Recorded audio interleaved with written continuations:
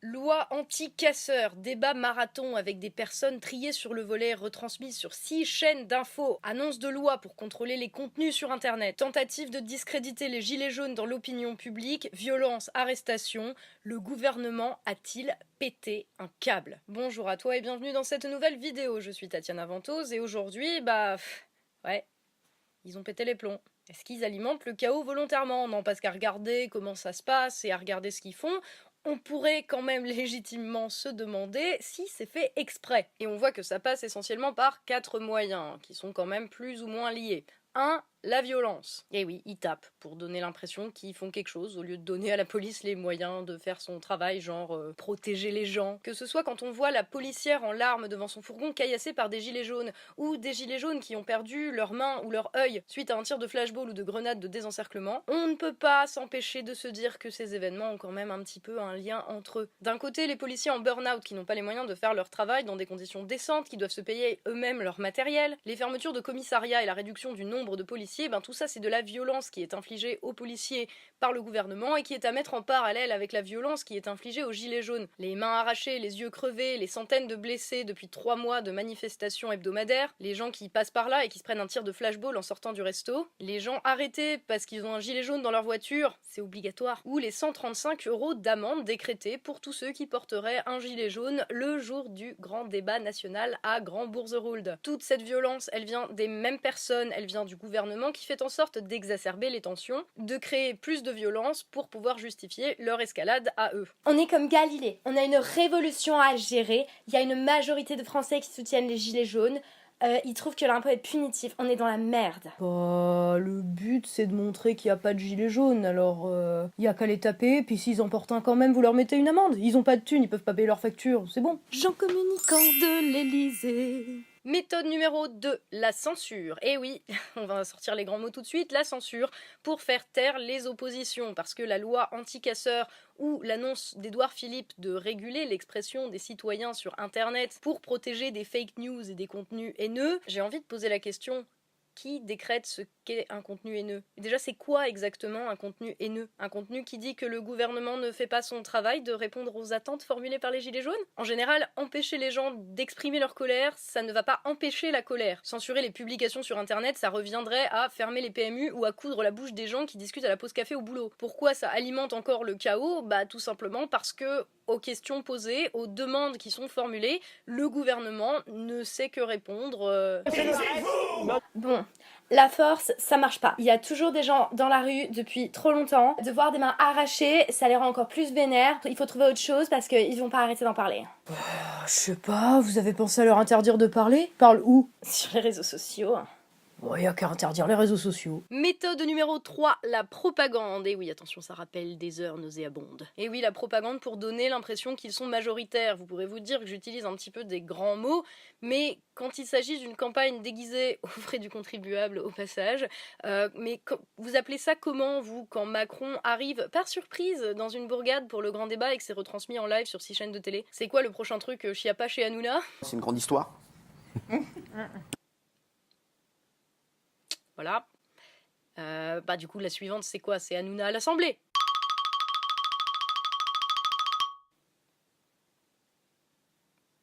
Ouais. Bon, Jean Com, t'es bien gentil, mais là, les gens, ils commencent à s'en rendre compte. Là, il faut donner l'impression que tout le monde est d'accord avec nous, sinon on est mort. Les gens, ils aiment quoi? Ils aiment bien les youtubeurs. Un live sur YouTube, sur Twitch, avec des ministres et des youtubeurs. On l'a déjà fait pendant 11 heures, ça les a occupés pendant qu'on faisait passer un amendement pour supprimer les directeurs d'école. Il reste les chatons ou les enfants. C'est bien les enfants, hein, ça va redorer votre image. Vous avez qu'à envoyer Castaner répondre à des questions posées par des enfants. Là, ça a marché pour l'autre, le Ruskov avec la moustache, là, qui vend des bouteilles d'eau. Cristalline? Moi, je sens que dans ce mouvement des Gilets jaunes, il faut des perdants. Parce qu'au fond, on est dans une société de haine.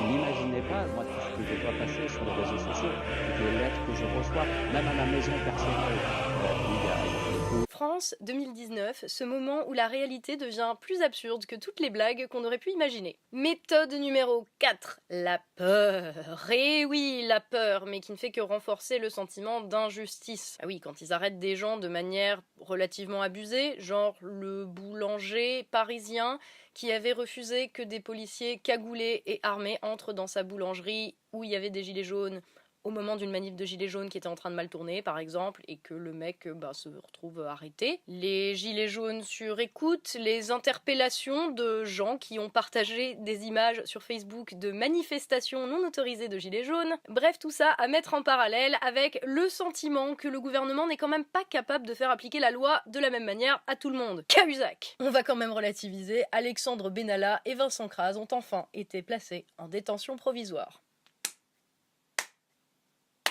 Arrêter les gens comme ça, c'est simplement une tentative de faire peur, mais ça surajoute au problème, ça surajoute au sentiment qui est quand même assez répandu dans le pays et qui se répand de plus en plus d'injustice, du fait qu'il y a une loi mais qui relève juste de l'arbitraire. Et ça crée encore plus une fracture entre des privilégiés qui pourraient tout se permettre et des gens normaux qui casquent de manière exagérée pour pas grand-chose. Ah, et puis j'allais oublier la fameuse attaque Discrédit. Bon, Jean-Com, les gens ils se foutent de notre gueule. Oh là, franchement, il vous reste plus qu'une option, hein. Mais je vous préviens, c'est la bombe nucléaire, ça passe ou ça casse, hein. Vous êtes bien sûr. Ben oui, clairement, là, on n'a plus que les solutions finales d'ultime recours. Il faut trouver un truc, sinon t'enlèves tes passeports, là. This is breaking news. Les événements d'hier qui ont entaché les manifestations des Gilets jaunes, parmi les plus graves, il y a évidemment ces insultes antisémites. Il y a de l'antisémitisme. Antisémite. Oui, c'est clair que quand on en arrive là pour tenter de jeter le discrédit sur des gens qui juste disent « on veut bouffer », c'est que ça craint. L'étape suivante, on va prendre les paris. 1. Les gilets jaunes soutiennent Daesh.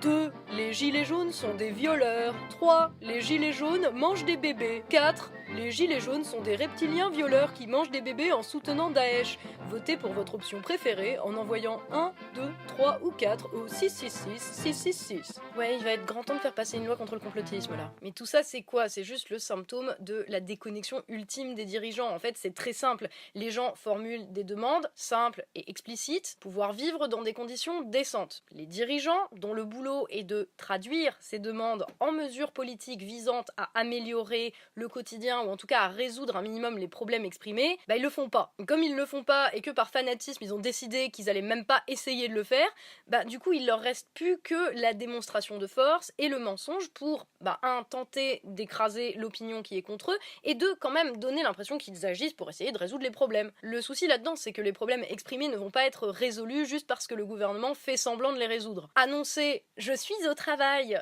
n'équivaut pas à faire le travail. De même qu'agiter les bras à la télé en disant « regardez, on fait notre boulot », ça ne veut pas dire que tu fais ton boulot. Les problèmes qui vont en s'aggravant vont donc continuer d'être exprimés et le gouvernement va réagir de la seule manière qu'il sait faire, à savoir fracturer la société, monter les gens les uns contre les autres, monter les catégories de gens les unes contre les autres. Parce que c'est ça en fait, ils morcellent, ils fragmentent les réponses politiques qui leur sont demandées en fonction de l'intérêt électoral du moment, en se disant sur un malentendu on va peut-être gagner les prochaines élections. Comme si ces demandes venaient de catégories séparées de la population qui n'ont strictement rien en commun. Parce que pendant qu'on jette des miettes aux uns ou aux autres, l'ensemble lui continue de se dégrader. Et pourtant les demandes exprimées par les différentes catégories de la population, ça commence quand même vachement à ressembler à une situation où il faut apporter une réponse globale, plutôt que de dire oui on va faire ça pour les automobilistes, puis on va faire ça pour les retraités, en multipliant les annonces, en disant on va prendre aux actifs pour aider les retraités une semaine, et puis la semaine suivante où on va dire on va prendre aux retraités pour aider les actifs. Ça ne peut plus marcher comme ça à partir du moment où la situation du pays dans sa globalité est le résultat de la faillite d'un système où les différentes catégories sont liées. Leur problème, c'est quoi, au fond? C'est qu'ils ne peuvent pas remettre en cause l'idéologie qui a mené à cette situation parce que ça ne colle pas avec leur logiciel. Il suffit de regarder les questions posées dans le cadre du grand débat pour s'en rendre compte. Je vais vous donner un exemple très simple. Voilà, cette question, dans quel domaine faut-il faire des économies? L'éducation, la défense, la sécurité, les transports, l'environnement ou la politique du logement? Comme si faire des économies était un préalable à tout et impossible à remettre en question, et surtout comme si ces domaines en plus étaient les seuls dans lesquels on pouvait faire des économies. Fraude fiscale. L'escalade de la violence, les annonces consistant à restreindre la liberté des citoyens pour mettre en avant la communication politique du gouvernement sans changer le fond, sont juste des tentatives désespérées de donner le sentiment que personne ne remet en cause leur prisme idéologique basé sur une approche statistique de chiffres de la réalité et qui l'a a versé dans le fanatisme absolu. Alors que c'est précisément cette approche qui nous a menés dans le mur. Si tu regardes la question, c'est pas tant est-ce qu'il faut d'abord réduire le budget de l'école ou le budget de l'environnement. Et est-ce que c'est même une question de chiffres et de budget au final? Parce que ce soit le budget de l'école ou le budget de l'écologie, les deux ont été augmentés ces dernières années. Mais je veux dire, si c'est pour mettre des drapeaux européens dans les salles de classe, c'est bien, ça couvrira les moisissures, ou pour faire des campagnes de pub pour nous dire de prendre notre vélo pour aller bosser à 30 bornes, plutôt que pour embaucher des profs et du personnel ou développer des transports en commun, ça sert strictement à rien d'augmenter les budgets. La question, c'est comment l'argent est dépensé. Mais sur ça, le grand débat national ne nous demande pas notre avis. Et c'est pourtant à cause de cette gestion désastreuse des budgets que les choses ont continué d'empirer. Et ce depuis des années, et ça, on le voit tous les jours. À partir du moment où cette approche elle-même, celle qui consiste à dire que la société, c'est des catégories séparées de la population qui sont en compétition les unes avec les autres, avec lesquelles on va pouvoir s'amuser pour pouvoir faire des coups de poker. Tant que cette approche n'est pas mise en cause, en fait, ça peut que continuer comme ça. Avec de plus en plus d'élèves dans des classes surchargées, avec des élèves et des profs à bout, obligés de garder leur doudoune l'hiver parce qu'il n'y a pas de chauffage, avec de plus en plus d'agressions, pas du tout gérées par une police en sous-effectif qui, au lieu de s'occuper de la délinquance, doit passer son week-end à aller taper sur des gens qui finalement, comme eux, demandent juste à pouvoir vivre et travailler dans des conditions dignes. De plus en plus de SDF et de gens à l'abandon à tous les coins de rue qui nous renvoient à la gueule tous les jours ce que c'est que de vivre dans la 7e économie mondiale, et à la clé, encore et toujours, le gouvernement qui devra monter d'un cran